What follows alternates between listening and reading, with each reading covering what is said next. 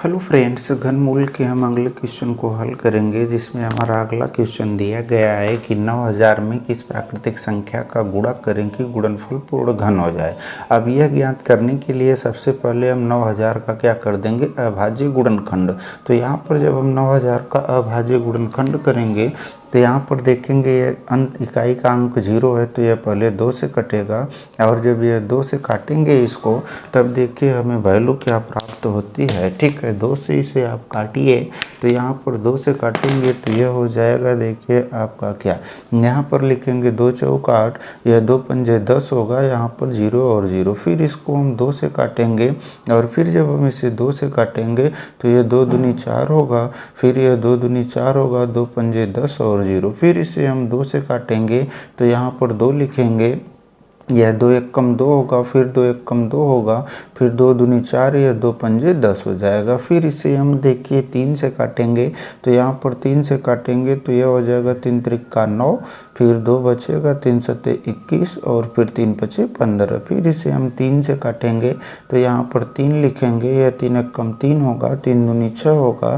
3 पचे 15। फिर इसे हम 5 से काटेंगे, तो यहाँ 5 से काटेंगे तो 5 दूनी 10 होगा, 5 पचे 25। फिर इसे हम 5 से काटेंगे तो यह हो जाएगा 5 एक कम, यह हो जाएगा 5 पचे 25। ठीक है, फिर इसे हम 5 से काटेंगे तो यहाँ पर यह हो जाएगा 5 एक कम 5। ठीक है, तो यहाँ पर यह हमें प्राप्त हो गया इसका अभाज्य गुणनखंड। तो यहाँ पर आप लिखेंगे अभाज्य गुणनखंड बराबर, अब देखिए अभाज्य गुणनखंड बराबर की वैल्यू जब आप लिखेंगे तो 2 आपका आया है कितनी बार, 3 बार, तो यह हो गया 2 गुणे 2 गुणे क्या 2, और 3 आया 2 बार, तो यह हो गया 3 गुणे 3। फिर लिखेंगे 5, हम लिखेंगे 5, यह होगा गुणे 5, और यह हो जाएगा गुणे क्या 5। ठीक है, अब यह हमारा हो गया गुणनखंड। अब हमसे पूछा क्या है कि किसका गुणा करें कि गुणनफल पूर्ण घन हो जाए, तो इसमें हम पहले जोड़ा बना लेते हैं।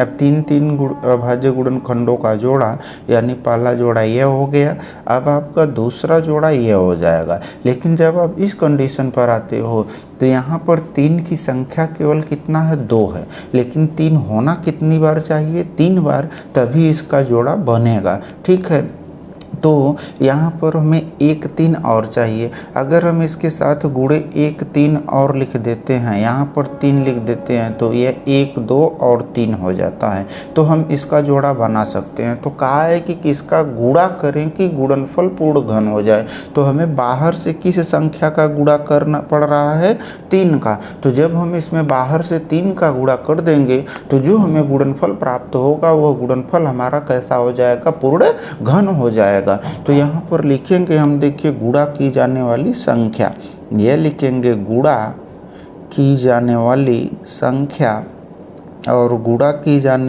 जाने वाली संख्या का मान जब लिखेंगे वाली, यह हो जाएगा संख्या बराबर आपका क्या होगा, 3। तो ये हो गया आपके इस क्वेश्चन का आंसर। अब आते हैं देखिए अगले क्वेश्चन पर, और अगले क्वेश्चन में आपको वैल्यू दिया है, कहा है 83 3 49 में किस प्राकृतिक संख्या का गुणा करने पर गुणनफल पूर्ण घन बन जाएगा। अब सेम यही क्वेश्चन है, तो सेम यही प्रक्रिया हम इसमें फॉलो करेंगे। तो यहाँ पर देखिए 83 34 9 है, सबसे पहले आप इसका क्या करिए, अभाज्य गुणनखंड करिए।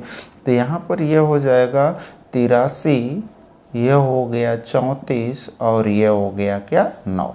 अब आप 83 34 9 का क्या कर दीजिए, अभाज्य गुणनखंड कर दीजिए, और 83 34 9 का जब आप अभाज्य गुणनखंड करोगे तो इसके इकाई का अंक कितना है, 9 है, तो यह पहले किससे कट जाएगा, 3 से। तो यहाँ 3 से काटेंगे, 3 दूनी 6 होगा, और यह 3 सत्ते 21 होगा, फिर यह 3 सत्ते 21 होगा, फिर यह 3 अट्ठे 24 होगा, और यह 3 त्रिका 9 हो जाएगा। ठीक है, इसके इकाई का अंक पुनः 3 है, तो फिर यह आपका 3 से कट जाएगा, यहाँ पर 3 9 27 होगा, यह 3 दूनी 6 होगा, यह 3 6 18 होगा, यह 3 एक कम 3 होगा। तो यहाँ पर हमें मिल गया 9261, और 9261 आपका किससे कटेगा, 21 से कटेगा, और जब हम इसे 21 से काटेंगे तो यहाँ पर हमें मिल जाएगा 400 कितना 41। ठीक है, फिर आप इसे 21 से काट दीजिए और फिर इसे 21 से काटेंगे तो यहाँ पर हमें क्या मिल जाएगा, 21 मिल जाएगा। फिर आप इसे 21 से काट दीजिए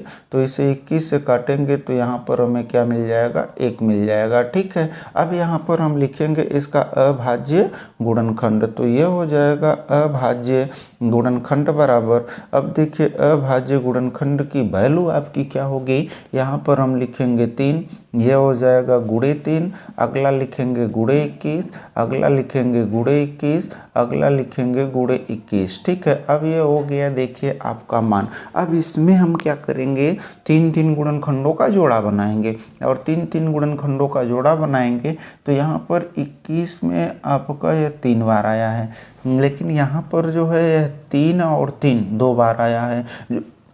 जोड़ा बनाने के लिए कितनी बार होना चाहिए, 3 बार होना चाहिए। तो हम बाहर से एक संख्या 3 का क्या करेंगे, गुणा करेंगे, और जब हम इसके गुणनफल का मान निकालेंगे तो यह गुणनफल कैसा होगा, पूर्ण घन हो जाएगा। तो बाहर से किस संख्या का गुणा किया गया, 3 का, तो यहाँ पर हम लिखेंगे गुणा की जाने वाली संख्या, तो यह हो जाएगा आपका गुणा की जाने वाली संख्या, गुणा की जाने वाली संख्या, गुणा की जाने वाली, ये हो गया आपका संख्या, और गुणा की जाने वाली संख्या का मान आपका कितना आया, 3।